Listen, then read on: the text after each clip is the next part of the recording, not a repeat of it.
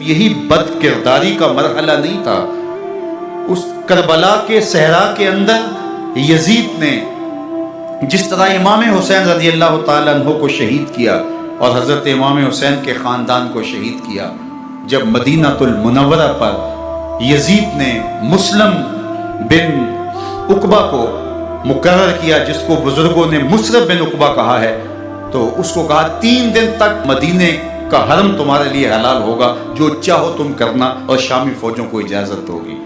تو وہاں بھی انہوں نے 10,000 تابعین اور 700 صحابہ کو شہید کیا. حضرت ابو سعید خدری رضی اللہ تعالیٰ عنہ گھر سے باہر نکلے، کافی بوڑھے ہو چکے تھے، تو انہوں نے حضرت ابو سعید خدری کو پکڑ لیا. کہا تم کون ہو؟ کہا مجھے ابو سعید خدری کہتے ہیں. تو کہا ہاں تمہارا نام سنا ہے، اور داڑھی سے پکڑ کے کھینچا اور کہا کہ ہے تمہارے پاس جو ہمیں دو. تو کہا کہ میرے پاس تو کچھ بھی نہیں، میں تو فقیر آدمی ہوں. تو ان کے گھر ان کو لے گئے، تو 2 کبوتر رکھے تھے حضرت ابو سعید خدری نے، تو وہ کبوتر لوٹ کے لے گئے. تو ایک خاتون کے ابھی بچہ پیدا ہوا تھا، اور قابلہ نے، داہیہ نے وہ بچہ ماں کی چھاتی پہ لٹایا، اور وہ ماں کا پہلا دودھ پی رہا تھا.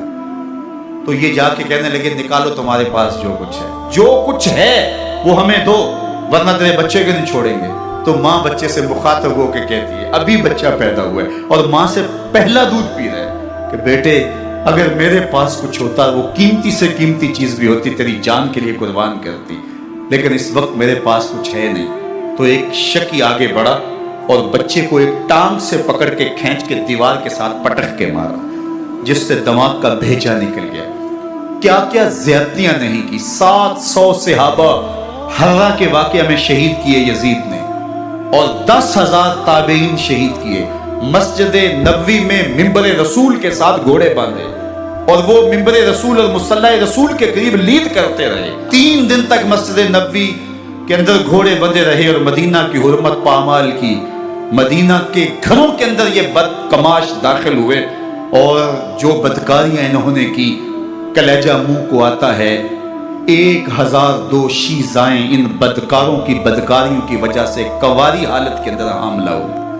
3 دن تک مدینے کا حرم انہوں نے پامال کیا، اور پھر مکہ المکرمہ میں کعبہ اللہ پر گولے برسائے، اور کعبہ کا غلاف جل گیا. وہ تو یزید مر گیا، اور حضرت عبداللہ ابن زبیر رضی اللہ تعالیٰ عنہ نے اپنی خلافت کا اعلان کیا. یزید کے یہ کرتوت تھے، ادھر اہل مدینہ کو ستایا، ادھر اہل مکہ کو ستایا، اور رسول اللہ صلی اللہ علیہ وسلم کے خانوادے کی بے حرمتی اور توہین کی. نہ صرف انہیں قتل کیا گیا، ان کی لاشوں پہ گھوڑے دوڑائے.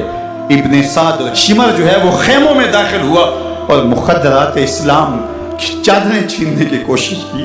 حضرت زینب سلام اللہ علیہ نے مخاطب ہو کے کہا ہمارے چہرے کے رکھوالے چلے گئے ہیں، ظالم تو خیال نہیں کرتا ہم رسول اللہ کی بیٹیاں ہیں.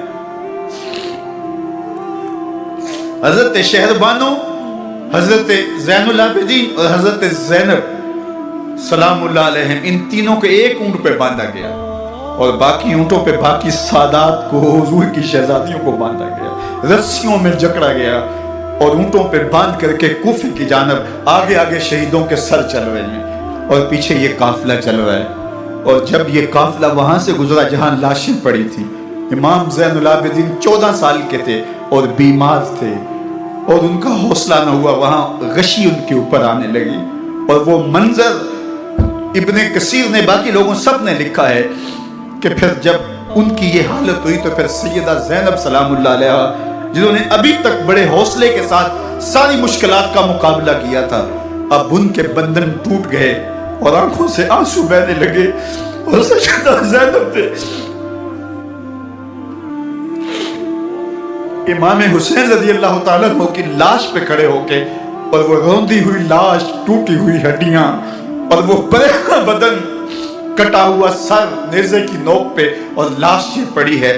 تو حضرت سیدہ زینب نے مدینے کی طرف منہ کر کے جو ہے وہ حضور سے فریاد کی، رسول اللہ، اے پیارے آقا، یا جداؤ، اے ہمارے نانا محترم، یہ دیکھیے آپ کا حسین پڑا ہوا ہے، بدن سے کپڑے اتار لیے گئے، خاک ہوائیں اڑا رہی ہیں، اور اس کے اوپر چادر جو ہے وہ مٹی کی پڑ گئی ہے.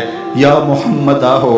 اور آگے فرمایا حضور آپ کی اولاد کاٹ دی گئی، اور پھر کہا بناتوں کا سبایا، हुजूर देखिए आपकी बेटियों के हाथ बांध दिए गए हैं, ऊंटों पे कस दिया गया है, सरे शहीदा आगे आगे चल रहे हैं। रास्ते के अंदर एक जगह आई और इनको उतारा गया। रात का मौका था, एक खातून आई और उसने कोई खाना पेश किया इनको और कहा कि मैं किसी ज़माने में हज़रत सैयदा फातिमा तो ज़हरा की नौकरी किया करती थी, उनकी लौंडी थी, उनकी कनीज़ थी, और आज मुझे पता चला कि आप लोग गुजर रहे हैं, तो मैंने कहा कि मैं अपनी मखदूमा के ख़ानदान की खिदमत करूं। और फिर उसने कहा कि उस वक्त सैयदा की गोद में एक 6-7 माह की बच्ची थी जिसको ज़ैनब कहा करते थे। तो सैयदा ज़ैनब ने कहा कि अम्मा अगर पहचानती हो तो वो बदनसीब से